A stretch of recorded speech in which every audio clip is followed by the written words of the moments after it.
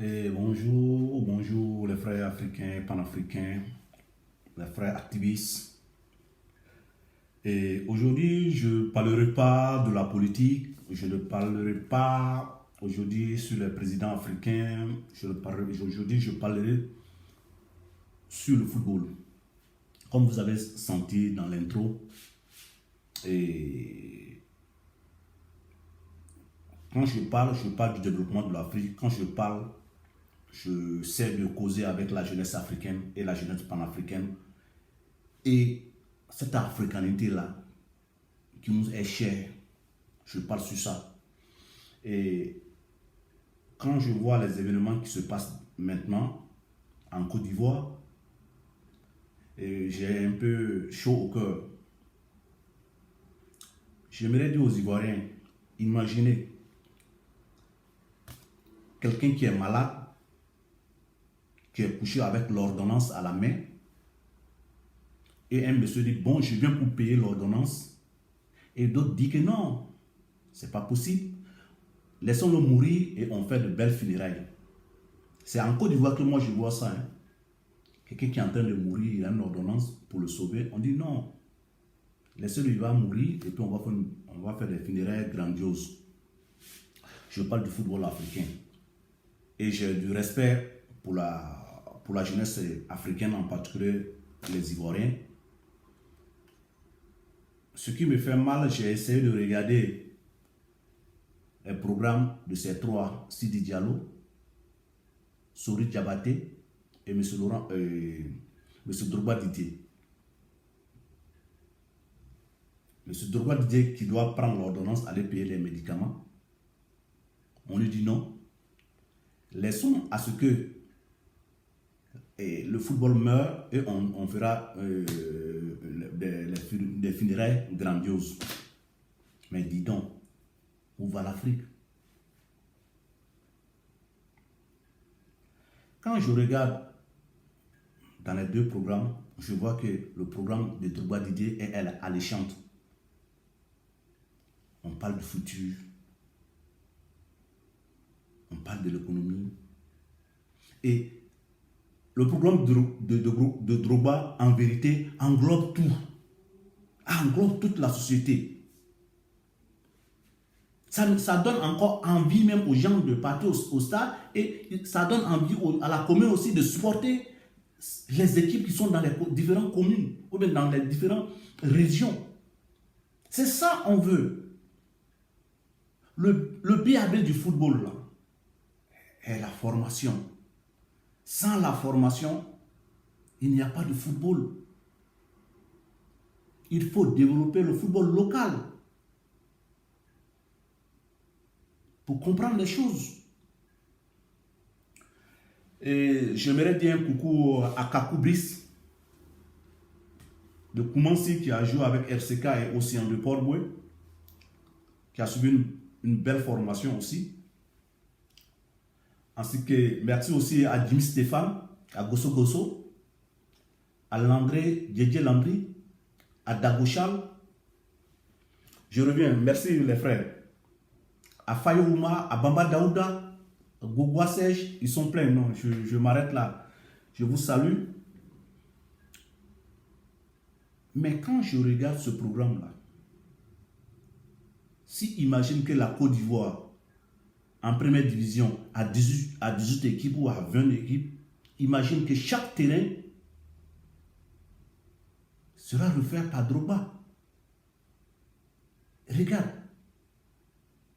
tous les secteurs seront en activité dans la région. Mais comment refuser ces genres de programmes de formation de la base, de tout le secteur sportif, et qu'on va aller prendre quelque chose qu'on a déjà vu. Et c'est que la presse ivoirienne ne dit pas la vérité aux Ivoiriens. La presse ivoirienne, là, sportive, tant que vous ne direz pas la vérité, les choses comme ça vont toujours gangréner le football ivoirien. Nous savions que Sori Diabaté et Sidi Diallo et Anouma sont les bons petits de Laurent Gbagbo depuis les années 2000 jusqu'en 2011. C'est une vérité, c'est une révélation que je dois faire aujourd'hui. Sidi Diallo là, Anouma, Jacques, avec Sori Diabaté là, en 2002 jusqu'en 2011 là, c'est le bon petit de Laurent Gbagbo. Tu vois qu'aujourd'hui, Drogba a des problèmes à la fédération. Drogba a des problèmes parce que Drogba n'a pas eu de sponsor, ces gens de sponsors là. Et le second problème encore, quand Alassane Dramane Ouattara est venu au pouvoir, le bon petit de Alassane Ouattara encore, c'est Sidi Diallo.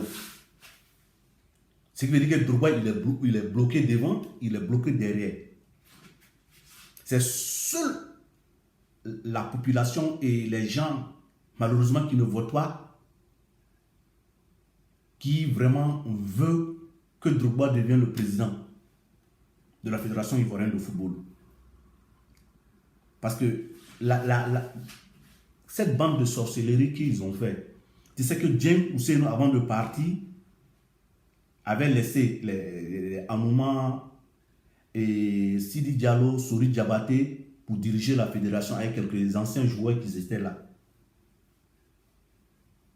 Vous voyez? Mais il n'y a pas de journaliste sportif ivoirien qui le dira que non, Sidi Diallo est un protégé de lui. Et Sori Diabaté et Sidi Diallo et Anouma, c'était des projets de X. Ils ont peur. Voilà la vérité, les jeunes ivoiriens. Mais les temps ont changé, les temps ont révolu. Sinon, les prétextes que les anciens joueurs donnent, c'est des prétextes farfelus. Même en France ici, même ici en Italie, il y a toujours des prises de bec entre joueurs. Ça ne finit pas. Même ton propre enfant, il y a toujours des prises de bec. Surtout des gros garçons comme Drogba et ses compatriotes. Et les Okura, là, il faudra. C'est toujours. On parle d'affaires de brassage, ça c'est des futilités. On dit ce qui va rapporter à la nation, ce qui va faire que l'Afrique va regarder devant. Et je donne un avertissement à ces Ivoiriens-là. M. Drogba Didier, là, il n'est pas Ivoirien, il est africain. C'est un monument de grâce. Un peu de pudeur et un peu de respect pour ce monsieur-là. On doit le respecter. C'est pas après sa mort, ils vont lui... Non. C'est au vivant de Drogba là qu'on doit lui montrer ce qu'il a apporté à la nation ivoirienne. C'est ça on parle. Et la Côte d'Ivoire doit savoir que Drogba est un projet pour la Côte d'Ivoire. Écoutez bien les Ivoiriens. Drogba est un projet pour la Côte d'Ivoire. Et Drogba a un projet pour la Côte d'Ivoire.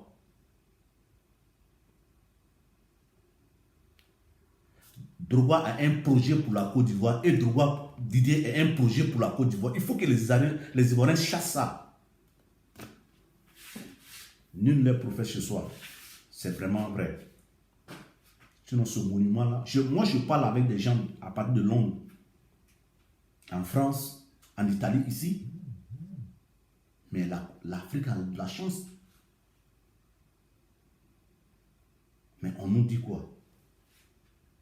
Nous, on veut s'enrichir. C'est la seule fédération où les joueurs les joueurs meurent de faim et les dirigeants, ils ont les vont ballonner.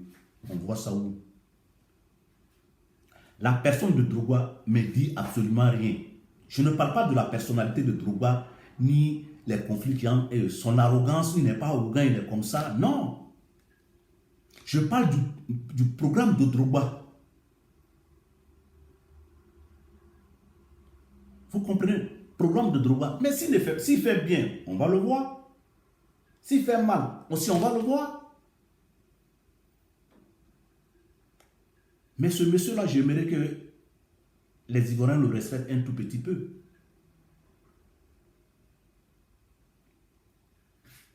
Et regarde la Fédération ivoirienne de football,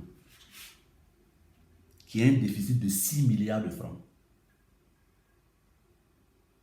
Et que les voyages simplement, là, ça fait 4 milliards. Je me demande, ils partaient sur quelle planète? Même Messi et l'Argentine, ils n'ont pas fait ça. Ils n'ont pas cette dépense à la Fédération argentine de football. Mais avec les Messi, là, mais la Côte d'Ivoire a 4 milliards dans le voyage. Peut-être qu'il parlait. Peut-être que les gars voyageaient pendant Paul Nord, bien sûr, Mars. Moi, je ne sais pas. Hein. Mais Drogba n'a pas besoin d'emmadrouer l'argent de ses frères comme ce que Sori Diabaté et Sidi Diallo ont fait.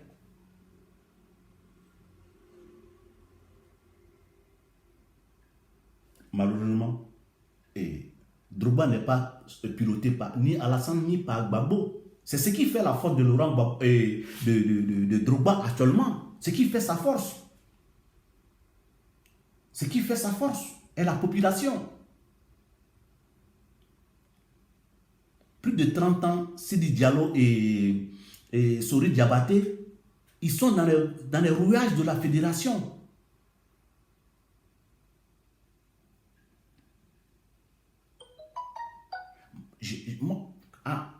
Quand j'étais là en Côte d'Ivoire, j'ai vu des centres de formation de là-bas que les équipes n'étaient pas en première division, mais ils avaient formé des jeunes footballeurs très. Je parle de RCK de Koumansi, Océan de Port-Boué.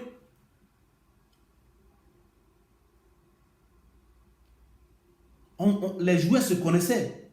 Les gars jouaient. Qui ne connaît pas Zébier aujourd'hui en Côte d'Ivoire, à Abidjan? Les Maracanal, comme à Badjam, comme la Terrasse, comme à Javon, comme au Prosario. Quand les gens jouent au football, là, à Djomblo, à la Psychologie, ça attirait la foule. Parce que les gens ont besoin de cette formation, de cette jeunesse-là. Si chaque commune et chaque région a un petit stade, le football c'est obligé que ça évolue, c'est obligé. Et là, le football local est mort. Imagine si un joueur de 2-1 n'arrive pas à manger, c'est pas 2-2, qui ne peut même pas s'acheter un crampon. C'est pitoyable.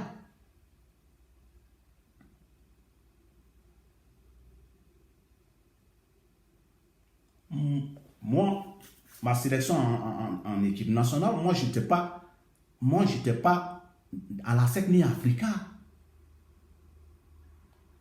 Ils m'ont pris où? À Port-Boué, Océan de Port-Boué. Ma sélection avec Gosso Gosso, Sanogo. Nous ne sommes pas. Les d'autres sont quittés à Boaké, d'autres sont quittés à Bobo. On a fait l'équipe nationale. On a vu les Eboué Emmanuel. On a fait l'équipe nationale de moins de 17 ans. Mais d'autres sont devenus professionnels. Et d'autres ont suivi d'autres chemins. C'est ça. Et la formation de base là, quand tu as cette formation de base là, tu n'as pas peur. On peut te prendre au quartier aujourd'hui.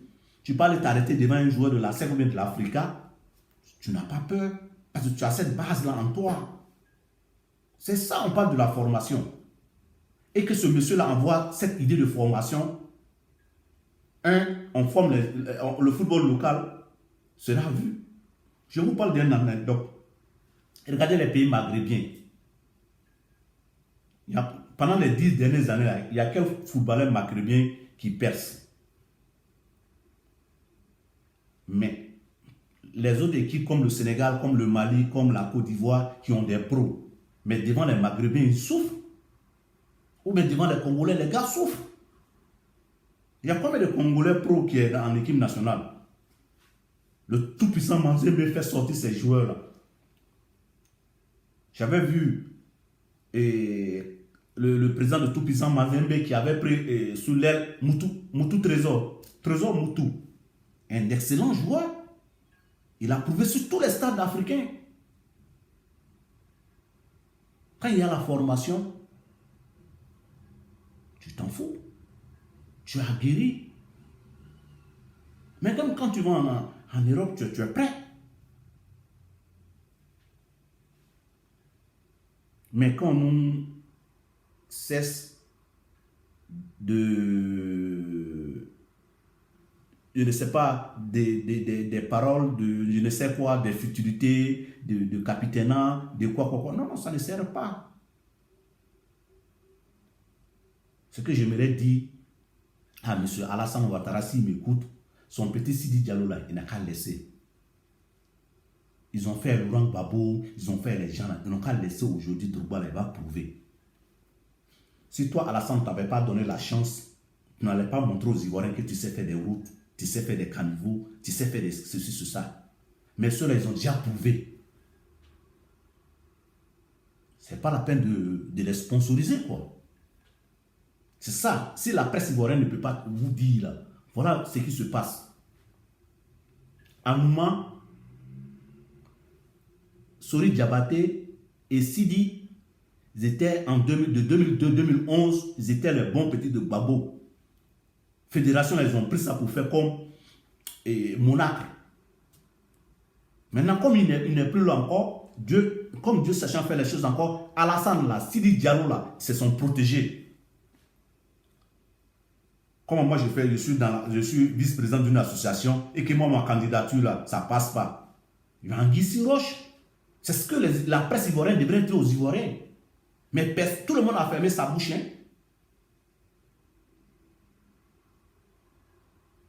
Je m'arrête là aujourd'hui.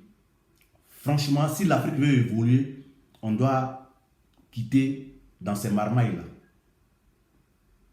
Je dis bien des choses à M. Traoré, l'ex-fondateur de RCK de Koumansi, et Faras du côté de Port-Boué. Et grand coucou à mon coach, paix à son âme, Maman Ouattara, que M. Basile, Oulé Basile, que M. Kabi Apollinaire, je vous remercie. Merci les frères.